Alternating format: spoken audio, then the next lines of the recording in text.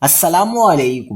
کراچی کے بلدیاتی الیکشن میں مبینہ دھاندلی کے خلاف احتجاج مزید پھیل گیا۔ کراچی بچاؤ مارچ میں انسانوں کا سمندر امڑ آیا، ہزاروں افراد سڑکوں پر نکل آئے۔ کیا آپ حالات حاضرہ سے آگاہی حاصل کرنا چاہتے ہیں؟ خبر کے پیچھے چھپے اصل حقائق جاننا چاہتے ہیں تو ابھی سبسکرائب کیجئے جلمل پاکستان کو اور ساتھ ہی گھنٹی کے نشان پر کلک کر دیں۔ آپ کو بتاتے چلیں کہ کراچی کے بلدیاتی الیکشن میں مبینہ دھاندلی کے خلاف پی ٹی آئی اور جماعت اسلامی کے بعد تحریک لبیک پاکستان بھی سڑکوں پر نکل آئی۔ تبت سینٹر سے تحریک لبیک پاکستان کے کراچی بچاؤ مارچ کا آغاز ہوا۔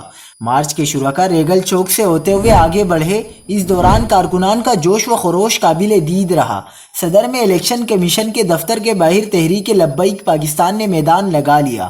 ہزاروں کارکنان کے نعروں سے فضا گونج اٹھی۔ تحریک لبیک نے عوامی طاقت کا شاندار مظاہرہ کیا اور الیکشن کمیشن سے بلدیاتی الیکشن میں مبینہ دھاندلی کے خلاف نوٹس لینے کا مطالبہ کیا ہے۔